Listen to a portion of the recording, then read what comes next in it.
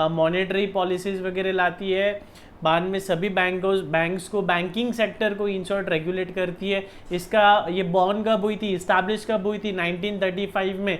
लेकिन उससे भी पहले क्या हुआ था, 1934 में आरबीआई एक्ट आया था। मतलब एक्ट आया और एक्ट के तहत ये बैंक इस्टेब्लिश हुई। प्राइवेट है कि गवर्नमेंट है सर, 1949 तक के प्राइवेटली ओन्ड थी। 1949 के बाद में इसे गवर्नमेंट ने टेक ओवर किया। ठीक है, अब आरबीआई का सर सेंट्रल ऑफिस कहाँ पे है? अच्छा, सेंट्रल ऑफिस मतलब क्या है? सेंट्रल ऑफिस मतलब जहाँ गवर्नर बैठते हैं, जहाँ पे पॉलिसीज डिसाइड की जाती है, जहाँ पे पॉलिसीज ड्राफ्ट की जाती है, वो होता है सर सेंट्रल ऑफिस। आरबीआई क्या है? सेंट्रल बैंक है। सेंट्रल बैंक का सेंट्रल ऑफिस, सेंट्रल ऑफिस मतलब जहाँ पे जो चीफ है, जो गवर्नर है, गवर्नर बैठते हैं। अभी कौन है आज की डेट में आरबीआई के गवर्नर कौन है? चलो कमेंट करो, आरबीआई के गवर्नर कौन है? कमेंट करो जल्दी जल्दी। सेंट्रल ऑफिस मतलब जहां गवर्नर बैठते हैं और पॉलिसीज बनती है। ठीक है, अब सेंट्रल ऑफिस कहाँ है? पहले इनिशियली सेंट्रल ऑफिस हुआ करता था कलकत्ता में। Central office was located at Calcutta till 1937। उसके बाद में ये मुंबई, यांची मुंबई दरिया में शिफ्ट हो गया, परमानेंटली मुंबई में है ये। ठीक है, तो हमने देखा सेंट्रल ऑफिस। सेंट्रल ऑफिस पहले कहाँ था? कलकत्ता में। अब कहाँ है? अब मुंबई में। सेंट्रल ऑफिस मतलब क्या है? वो ऐसी जगह है, हेड ऑफिस है, जहाँ पे गवर्नर बैठते हैं, पॉलिसीज वगैरह ड्राफ्ट करते हैं। ठीक है, अच्छा सर सेंट्रल ऑफिस के अलावा और भी कोई ऑफिसेज है क्या? जी हाँ, बिल्कुल। इसके 27 अदर रीजनल ऑफिसेज हैं। ठीक है, ध्यान में रखना है, इस पे एमसीक्यूज बनते हैं। एक सेंट्रल ऑफिस है, उसके अलावा 27 रीजनल ऑफिसेज है, 4 सब ऑफिसेज है, 4 सब ऑफिस, 4 होली ओन सब्सिडरीज। डब्ल्यूओएस मतलब होली ओन सब्सिडरी, आपने लिख लेना है फुल फॉर्म। अब होली ओन सब्सिडरीज कौन सी है? ये 4 है। इनके फुल फॉर्म्स हम मॉड्यूल में देख लेंगे। ठीक है, आरबीआई के 4 होली ओन सब्सिडरीज है। होली ओन सब्सिडरीज क्या होता है? लॉ में पढ़ेंगे। ठीक है, बाद में इसके सर 6 ट्रेनिंग एस्टैब्लिशमेंट्स है। ट्रेनिंग एस्टैब्लिशमेंट्स मतलब जो बैंकिंग रूल्स है, जो बैंकिंग गाइडलाइंस है। अब जो ऐसा नहीं होता है कि गवर्नमेंट ने कोई फरमान जारी कर दिया, सुनो सुनो सुनो गाँव वालों, आज रात 8 बजे से ये 1000 और 500 की नोट बंद है। ऐसा सिर्फ मोदी जी आके ऐसा फरमान जारी कर दे, ऐसा नहीं होता है। फिर उसकी प्रॉपर गाइडलाइन बनती है, उसे इम्प्लीमेंट कैसे करना है, जिसके पास जूनी नोट है वो कहाँ जमा कराना है, कितने दिन में जमा कराना है, कितनी जमा कराना है, नई नोट कब से मिलेंगी, कहाँ से मिलेगी, कैसे मिलेगी, लंबी सारी गाइडलाइंस होती है। तो जो बैंकर्स होते हैं, state bank, Punjab bank, Maharashtra bank, जितनी भी बैंक्स है, ये बैंक्स के जो ऑफिशियल्स है ना भैया, इन्हें भी ट्रेनिंग देनी होती है। तो ये ट्रेनिंग कौन देगा? Obviously reserve bank, mummy. सभी बैंक्स की कौन है मम्मी? आरबीआई। तो आरबीआई इन्हें ट्रेनिंग देती है। तो ट्रेनिंग के लिए आरबीआई ने स्पेशली 6 ट्रेनिंग सेंटर्स बनाए हैं। 6 में से 3 आरबीआई के खुद के हैं। आरबीआई के खुद के मतलब आरबीआई खुद ऑपरेट करता है, और बचे हुए 3 ऑटोनॉमस है, मतलब किसी प्राइवेट बॉडीज को दे दिया है, किसी प्राइवेट ऑर्गेनाइजेशन को दे दिया है आरबीआई का अपना पढ़ाने लिखाने का काम सिखाने के लिए। ठीक है, अब जो आरबीआई के खुद के जो 3 एकेडमीज है वो कौन सी है? एक तो है सर आरबीआई एकेडमी, नाम में ही है आरबीआई एकेडमी। सेकेंड है college of agricultural banking, college of agricultural banking. And third है RBI staff college, third one is RBI staff college. ठीक है, ऑटोनॉमस में कौन सी है?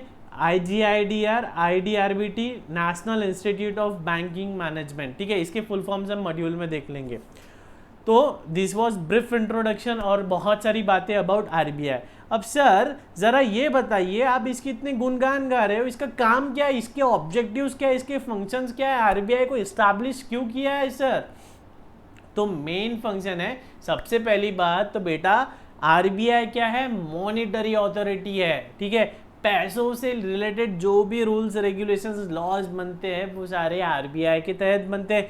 बाद में सर जो भी एक्सचेंज होते हैं, जैसे कि अब आपने मेरा 20,000 का इकोनॉमिक्स का फीस भरा, कैसे भरा सर? गूगल पे किया, तो ऑनलाइन ट्रांजेक्शन क्या ये सेटल हो रहा है या नहीं हो रहा है, इसकी जिम्मेदारी किसकी है, आरबीआई की है। जो ट्रांजेक्शन हो रहे हैं आरटीजीएस, एनईएफटी, आईएमपीएस या फॉरेन एक्सचेंज के जो ट्रांजेक्शन हो रहे हैं, या आपने मुझे 2 लाख रुपयों का चेक दिया वो मैं बैंक में ले जा रहा हूँ, तो वो सारे जो ट्रांजेक्शन है वो किस तरह से होने चाहिए, ये सब कौन डिसाइड करता है, आरबीआई। तो ये रेगुलेटर्स है, regulators and supervisors of financial system, regulators and supervisors of financial system. Third one is manager of forex. Forex मतलब फॉरेन एक्सचेंज। सर हमें इंपोर्ट करना है, हमें एक्सपोर्ट करना है, हमें इंपोर्ट करना है, एक्सपोर्ट करना है, ये एफडीआई फॉरेन डायरेक्ट इन्वेस्टमेंट, बाहर की कंपनी हमारे देश में इन्वेस्ट कर रही है, तो इसमें क्या चीज़ इन्वॉल्व है, फॉरेन करेंसी इन्वॉल्व है, इंपोर्ट में भी, एक्सपोर्ट में भी और एफडीआई में भी। तो फॉरेन एक्सचेंज की जब भी कोई बात आती है तो उसमें आरबीआई एक इम्पॉर्टेंट मेजर रोल प्ले करता है।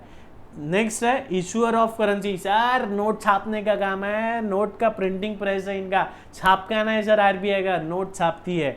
नेक्स्ट है डेवलपमेंटल रोल। सो ये थे 5 important functions of RBI. Monetary authority है, regulators and supervisors of financial system है, मैनेजर्स ऑफ फॉरेक्स है, बाद में issuer of currency, developmental role. ठीक है, so this was all about RBI. हमारे मॉड्यूल में अगर हम देखेंगे तो हमें यही सारे पॉइंट्स देखने मिलेंगे। सो यहाँ तक क्लैरिटी है?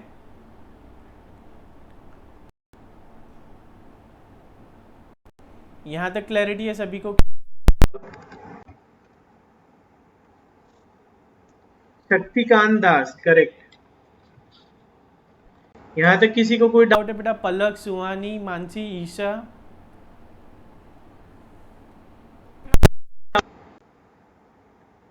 ओके चलो ठीक है।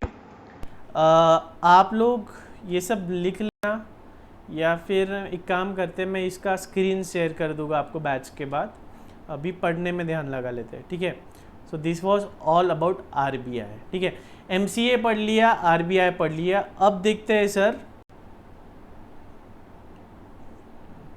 बाकी ये 2-3 ऐसे ही है, 5-5 मिनट भी नहीं लगेंगे। नीति आयोग।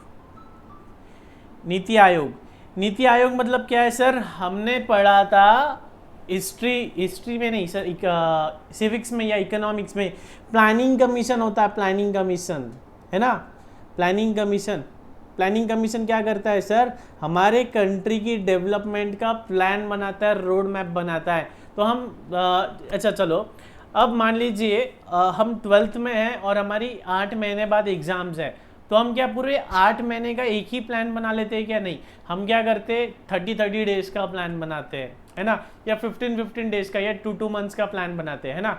जैसे कि 2 मंथ्स कंप्लीट हुए तो फिर वो जो 2 मंथ्स में जितना हमने टारगेट डिसाइड किया था और कितना अचीव हुआ है वो हम कंपेयर करते हैं, एनालाइज करते हैं, क्या कमियां रह गई, ये सारी चीज़ें हम देखते हैं। ठीक है, ठीक उसी तरह प्लानिंग कमीशन क्या करता है, एक short period of time, short भी नहीं कहेंगे, लॉन्ग भी नहीं कहेंगे, 5 इयर्स का स्पैन लेता है और 5 इयर्स का इकोनॉमिक डेवलपमेंट प्लान बनाता है।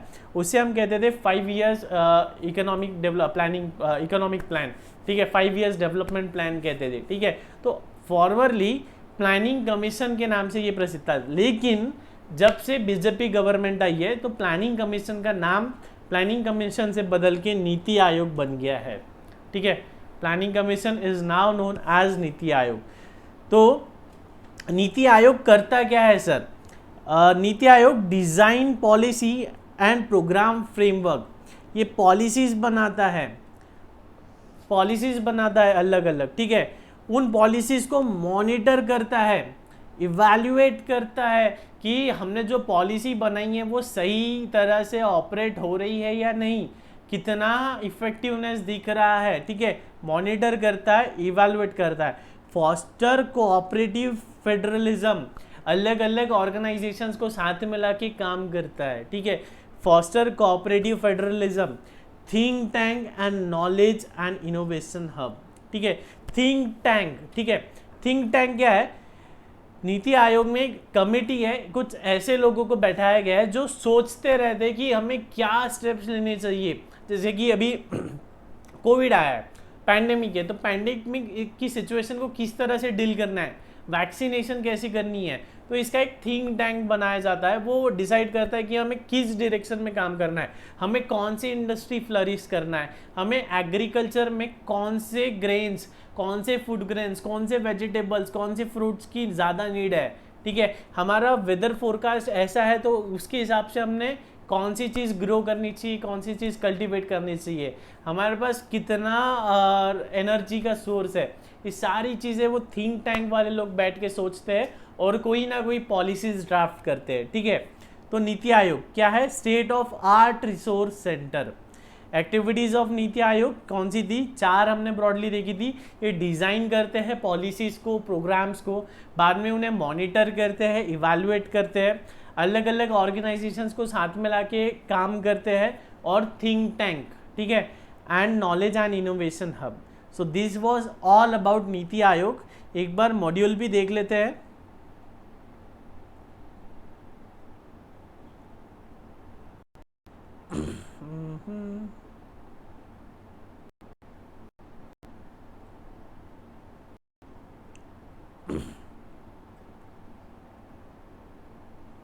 ठीक है, पेज नंबर 37 नीति आयोग। तो यही सारी चीज़ें दी गई है इसमें, एकदम थेरोटिकल बातें बताई है।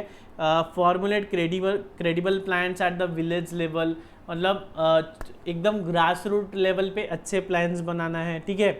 To ensure on areas that are specifically referred to it that the interest of the national security are incorporated in the economic strategy, ठीक है।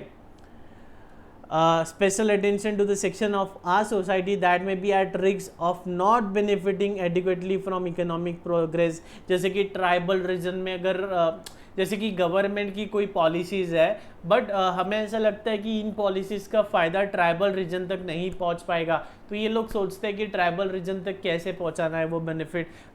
जैसे कि हमने देखा वैक्सीनेशन में क्या होता है कि हमें वैक्सीनेशन सेंटर पे जाना होता है, ठीक है, लेकिन ट्राइबल रीजन में क्या कर रहे हैं अभी गवर्नमेंट, जो ट्राइबल लोग हैं, जो गांव वाले हैं, मतलब जो हिली रीजन पे रहते हैं या कोई पर्टिकुलर ट्राइब से बिलोंग करते हैं, उनके एरिया में जा के उन्हें वैक्सीनेट कर रहे हैं, ठीक है। हमारे गलियों में नहीं आ रहे डॉक्टर्स लोग वैक्सीनेशन देने के लिए, क्यों, we are enough learned to give a visit to the vaccination centre. लेकिन ऐसा सेगमेंट है जो सोसाइटी का जो इतना लर्नेड नहीं है, इतना समझदार नहीं है वैक्सीनेशन के लिए, इतना अवेयर नहीं है, उन्हें इस वैक्सीनेशन का डोज कैसे देना चाहिए, तो गवर्नमेंट क्या करती है, उनके घर घर जाके दे रही है, ठीक है। तो ये भी किसका काम है, नीति आयोग सोचता है ये सारी चीज़ें। थिंक टैंक, ये इंपॉर्टेंट पॉइंट है, to provide advice and encourage partnership between key stakeholders and national and international like-minded think tanks as well as educational and policy research institute। तो ये काफ़ी सिंपल सी बात है। नीति आयोग के 4 काम हमने देखे, design policy and programme framework, foster cooperative federalism, monitoring and evaluation, think tank, यही चीज़ हमने देखी है। इन्होंने पिक्चर के फॉर्म में ड्रॉ किया है उसे, ठीक है। अच्छा, अब नीति आयोग कौन से एरियाज में काम करता है, तो लगभग सारे ही एरियाज में काम करता है sir. Agriculture, health, women and child development, government and research, HRD मतलब human resource development, skill development, rural development, sustainable development, energy, managing urbanisation, industry, infra, FR, national resources, science and technology, state coordination, social justice, land and water resources, data management, PPP, public private partnership, project appraisal, development monitoring, national institute. मतलब sir लगभग सारे ही verticals में ये काम कर रहा है, ठीक है। यहाँ तक किसी को कोई डाउट, नीति आयोग भी कंप्लीट किया हम, किसी को कोई डाउट, कोई क्वेश्चन जमा है तो यस सर बोल दो। पलक, सुहानी, मानसी, ईशा,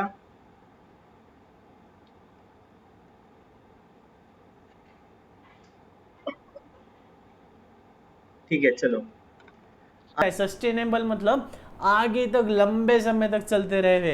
ये कोई ऐसे एक्शंस करता है जिसके वजह से हमारा जो ह्यूमन रिसोर्स है, हमारे कंट्री में जो इंसान है वो एक्चुअल में इंसान बन जाए, जो इंसान है वो एक्चुअल में इंसान बन जाए, कुछ प्रोडक्टिव काम करने लगे, ठीक है।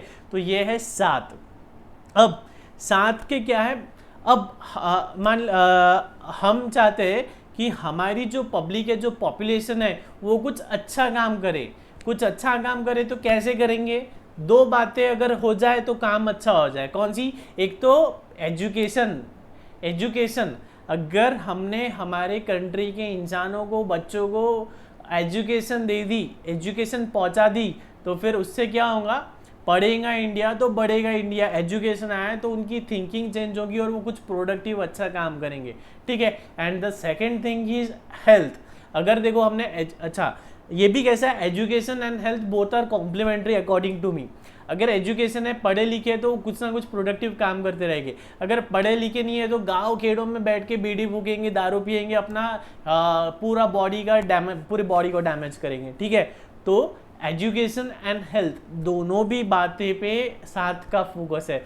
7 mainly focus is on this two factors, education and health. Education impart करता है और हेल्थ का ध्यान रखता है, ठीक है। अब to build 3 role model sets. अच्छा, अब ये 7 आया है तो इसका मेन फोकस है एजुकेशन एंड हेल्थ पे। तो प्राइमरीली इन्होंने पहले 3 स्टेट्स को सिलेक्ट किया है, झारखंड, ओडिशा, एमपी। हाईलाइट करना है, एग्जाम्स में क्वेश्चंस आते हैं। झारखंड, ओडिशा, एमपी। 7 का पहला टारगेट है झारखंड, ओडिशा और एमपी को डेवलप करना है, ठीक है। अब ये डेवलपमेंट की प्रोसीजर में 7 के कौन है? 2 पार्टनर है। कौन है? बॉस्टन ग्रुप और Piramal foundation. Boston group and Piramal foundation, ठीक है।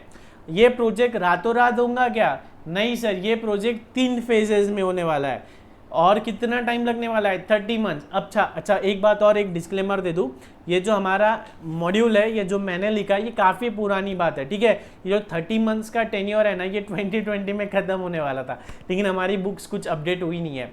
2020 में ये 30 मंथ्स कंप्लीट होने वाले थे, ठीक है। तो दिस वॉज ऑल अबाउट 7 का मतलब क्या है? Sustainable action for transferring human capital. 7 के कितने फोकस है? 2। कौन से? Education, health. कितने स्टेट्स में काम करना है? 3। कौन से? झारखंड, ओडिशा, एमपी। कौन नॉलेज के पार्टनर है? 2। कौन? एक बॉस्टन और एक पिरामल, ठीक है। कितने फेज में काम करना है? 3 फेज में काम करना है, ठीक है। तो this was all about sustainable action for transforming human capital. हे हो गया, 7 भी हो गया। यहां तक किसी को कोई दिक्कत मशक्कत? सो फार सो गुड, सब समझ में आ रहा है, मक्खन की तरह अंदर जा रहा है। बोलो बोलो, बोलते क्यों नहीं? जब भी ऐसा स्क्रीन दिख जाए तो समझ लेना सर आपसे रूबरू कॉफी विद। समझा है, चलो ठीक है, ग्रेट। आप बोलते रहो तो मुझे थोड़ा सा मोटिवेशन आते रहेगा, वरना ऐसा लगेगा कि मैं बस कैमरे से ही बात कर रहा हूँ, ठीक है। तो इसके आगे का शॉर्ट नोट्स मैंने अभी बनाया नहीं है, तो हम मॉड्यूल से ही पढ़ लेते हैं।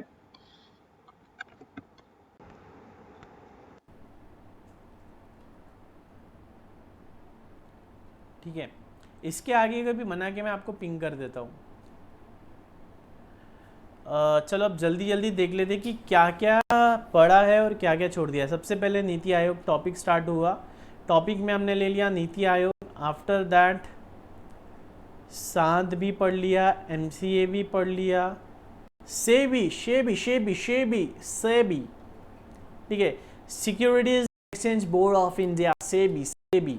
सेबी क्यों आया है? कोई कौन बताएगा? चलो एबीसी, चलो बताओ, सेबी सेबी क्या है? कौन बताएगा सेबी के बारे में? क्या जानकारी है आपको? अभी बजे शाम के 5:30, सुहाना मौसम है, देखते हैं सुहानी जी को क्या क्या पता है। बोलो सुहानी, आपको सेबी के बारे में क्या जानकारी है? कभी नाम सुना है आपने? हाँ सर, सेबी मेरे घर के बाजू में ही रहती है। क्या करती है सेबी? क्या करती है सेबी?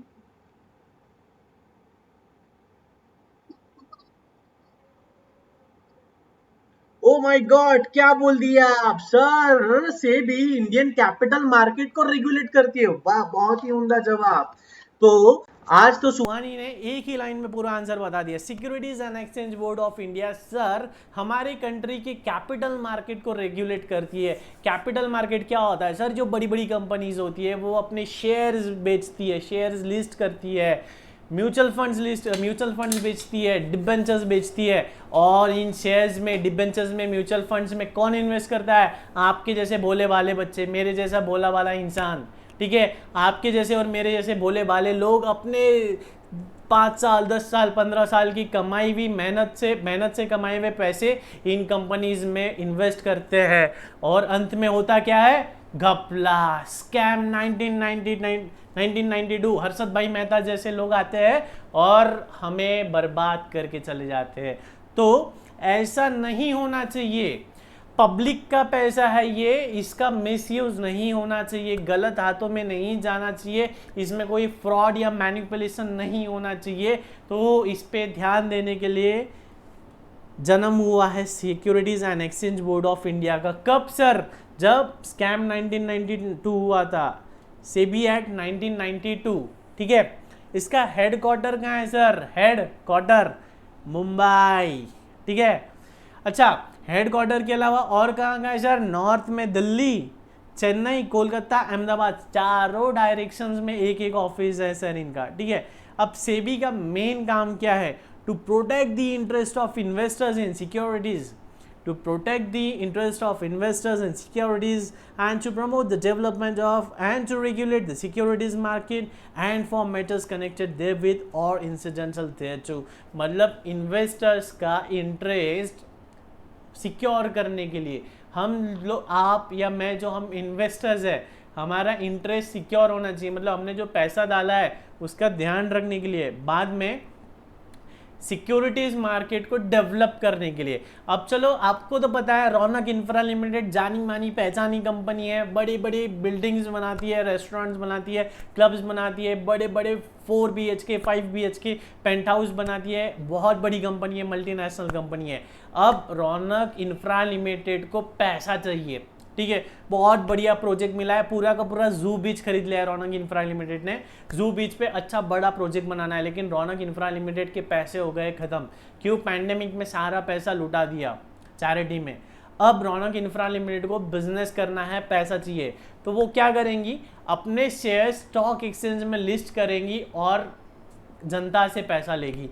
अब रौनक इंफ्रा लिमिटेड को पब्लिक से पैसा रेज करना है, तो इसमें मदद कौन करेगा? सेबी। क्यों? सेबी रेगुलेट करेगा कि स्टॉक एक्सचेंज पे कैसे लिस्ट करना है, क्या रेट में आपके शेयर्स निकलेंगे, कैसे निकलेंगे, कौन खरीदेगा, कब खरीदेगा, कितने तारीख से कितने तारीख तक की बिडिंग होगी, ये सारी चीज़ें। तो इसका मतलब सर, सेबी सिर्फ हमारी दोस्त नहीं है, सेबी तो कंपनीज की भी दोस्त है। मतलब इन्वेस्टर की सिक्योरिटी के साथ साथ जो कंपनीज है उनका भी ध्यान रखती है सेबी, ठीक है। अब फंक्शंस ऑफ सेबी वही जो रौनक सर ने बताया अभी। Issue of securities, Raunak infra limited को सिक्योरिटीज इशू करनी थी। सिक्योरिटीज मतलब बॉडीगार्ड होता है क्या? लिख लो, सिक्योरिटीज मतलब बॉडीगार्ड होता है क्या? अपने सलमान भाई होते हैं क्या? हाँ, सिक्योरिटीज मतलब होते हैं shares, debentures, mutual funds, bonds, हो हे झाला। Shares, debentures, mutual funds, bonds, जो भी इंस्ट्रूमेंट्स है वो जिससे कि हम कंपनी पैसा रेज करती है, ठीक है। तो पहला फंक्शन पढ़ा हमने issue of securities. Second function, आप जैसे गरीब बच्चों का, मेरे जैसे गरीब टीचर का इंटरेस्ट, मतलब protect the interest of traders and investors, हम लोगों का इंटरेस्ट ध्यान में रखना। थर्ड है फिनेंशियल इंटरमीडियरीज। फिनेंशियल इंटरमीडियरीज मतलब ये जब आप एग्जीक्यूटिव या प्रोफेशनल में आओगे तब आपको पूरा सेबी एक्ट पढ़ने मिलेगा, तो उसमें आपको पता चलेगा कि फिनेंशियल इंटरमीडियरीज बहुत सारी होती है। जैसे कि अगर हमें जैसे कि आपको पता है कि अभी रौनक इंफ्रा लिमिटेड का IPO आ रहा है 1000 करोड़ का, तो ऐसे ही मैं खुलेआम ऐसे शेयर नहीं बेच सकता हूँ। उसमें कुछ डिसाइडेड होता है कि कुछ कंसोर्टियम बायर्स होते हैं, कुछ फाइनेंशियल इंस्टीट्यूशनल इन्वेस्टर्स होते हैं, तो ऐसे बड़े बड़े कुछ इन्वेस्टर्स होते हैं, कुछ परसेंटेज उन्हें बेचना पड़ता है और बचा कुचा माल पब्लिक एट लार्ज को सेल करना होता है। ये फाइनेंशियल इंटरमीडियरीज को भी रेगुलेट करता है, ठीक है। अच्छा, अब इंपॉर्टेंट है powers of SEBI sir, powers, चलो ठीक है इसी में पढ़ा दो। पावर्स ऑफ सेबी, सेबी मतलब गवर्नमेंट है क्या? चलो एक इंपॉर्टेंट चीज सिखाता हूं मैं आगे फाइनल तक या लाइफ लॉन्ग आपको काम में आने वाली है। क्वाजी, क्वाजी मतलब क्या होता है? हमने देखो सिविक्स में सर पढ़ा था गवर्नमेंट के 3 काम है। एक है सर लेजिस्लेटिव, है ना, लेजिस्लेशन। सेकेंड है सर एग्जीक्यूटिव, एग्जीक्यूशन, और थर्ड वन वाज जुडिशियल। हमारे गवर्नमेंट के 3 विंग्स होते हैं। एक होता है सर लेजिस्लेशन, पार्लियामेंट में बैठ के हम रूल्स रेगुलेशंस बनाते हैं ना। लेजिस्लेशन मतलब रूल्स रेगुलेशन बनाना, टू लेजिस्लेट, है ना, लेजिस्लेशन। एग्जीक्यूट, एग्जीक्यूट करना मतलब उसको इम्प्लीमेंट करना, उसको एक्चुअल में, जैसे कि पुलिसमैन है, पुलिसमैन क्या करता है? रूल्स एंड रेगुलेशन को एग्जीक्यूट करता है। हेल्थ मिनिस्ट्री ने डिक्लेयर किया कि लॉकडाउन है, आपको मास्क बांधना है, 2 गज की दूरी मेंटेन करना है, रूल्स रेगुलेशंस बने, ये किसने बनाया? ये क्या प्रोसीजर थी? लेजिस्लेशन। अब इसका ध्यान किसने दिया? गली गली में पुलिस ने शोर, गली गली में शोर मचाया पुलिस वालों ने। क्या? चलो घर के अंदर दुकान बंद करो, दुकान बंद करो, दुकान बंद करो। एग्जीक्यूशन का काम किसने किया? पुलिस ने या और किसी अथॉरिटी ने। जुडिशियल, अब जिसने इन रूल्स रेगुलेशन का फॉलो नहीं किया तो उन पे जुडिशियल एक्शन होगा, है ना, उन पे सुनवाई होगी। तो ये हो गया सर गवर्नमेंट का। लेकिन सर सेबी गवर्नमेंट है क्या? नहीं, सेबी गवर्नमेंट नहीं है। हाँ, लेकिन गवर्नमेंट से रिलेटेड या गवर्नमेंट ऑर्गेनाइजेशन है।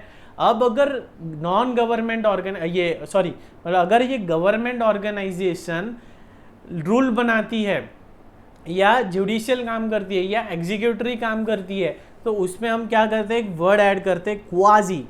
Quasi legislative, quasi executive and quasi judicial. Quasi मतलब गवर्नमेंट नहीं है लेकिन फिर भी गवर्नमेंट के काम कर रही है, तो ये हो गया क्वाजी।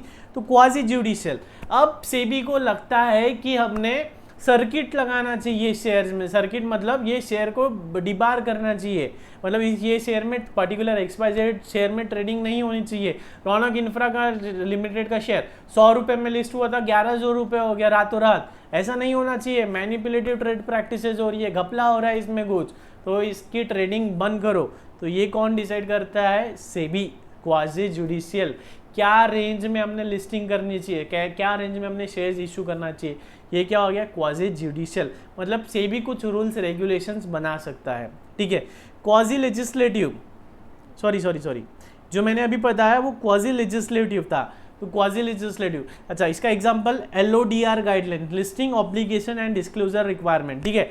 LODR गाइडलाइन में एक ब्रीफ में बताऊंगा, समझ में नहीं आने वाला है क्योंकि ये प्रोफेशनल लेवल की बातें हो रही है सेबी की।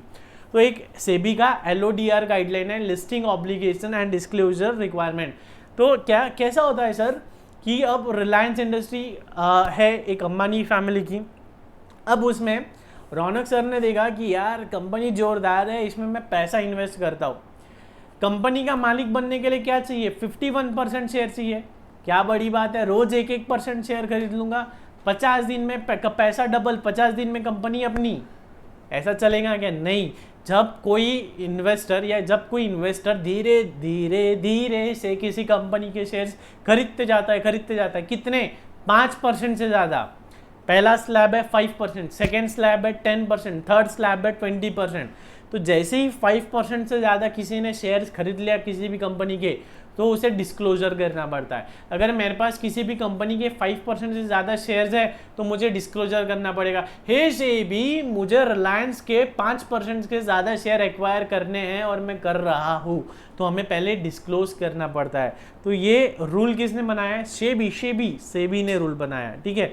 Executive, SEBI is authorise to file a case against an. अच्छा, किसी ने रूल्स रेगुलेशंस को वायलेट किया, जैसे कि मैंने 5% से ज़्यादा शेयर खरीद लिए लेकिन डिस्क्लोजर नहीं दिया, तो मैंने तो रूल्स का वायलेशन किया, तो सेबी मेरे अगेंस्ट में कोई एक्शन भी ले सकता है, ठीक है। So this was all about SEBI. SEBI का जन्म क्यों हुआ? हर्षद भाई मेहता की वजह से, ठीक है। कब हुआ? 1992 में। हेड ऑफिस कहाँ है? मुंबई में। बचे हुए ऑफिस कहाँ है? दिल्ली, चेन्नई, अहमदाबाद और एक था ना कोलकाता। ठीक है, ये सारी चीज़ें याद रखनी है। मैं बार बार इसलिए बोल रहा हूँ क्योंकि इस पे MCQs आते हैं। इसके फंक्शंस क्या है, 3 है सर। इशूअर्स ऑफ सिक्योरिटीज का interest of traders and investors और फिनेंशियल इंटरमीडियरीज का इंटरेस्ट। ठीक है, तो this was all about SEBI.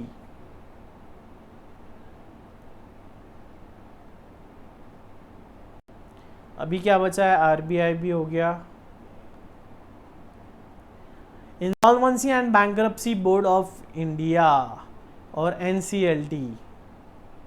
चलो ठीक है, ये बचा है ना, ठीक है ठीक है ठीक है। सो गाइज अभी सिर्फ 3 मिनट्स बचे हैं सेशन को, तो एक काम करते हैं, सेशन हम एंड करते हैं और एक 5-6 मिनट्स में मैं ग्रुप पे मैसेज डालता हूँ रिजॉइन का, तो फिर आप फिर से रिजॉइन कर लीजिए। ठीक है, जूम मीटिंग 40 मिनट्स का ही था, 3 मिनट्स बचे, तो सेशन एंड करते हैं, कंसेप्ट आधे में रह जाएगा। मैं ग्रुप पे मैसेज पोस्ट करता हूँ, वैसे ही आप रिकनेक्ट कर लीजिए। ओके, बात तक समझ में आया? जोर से बोलो यस सर। बोलते क्यों नहीं यस सर? बोलो बोलो। एक ही ने कहा है अभी, पूरे 40 बच्चों ने कहना चाहिए। पलक समझा क्या?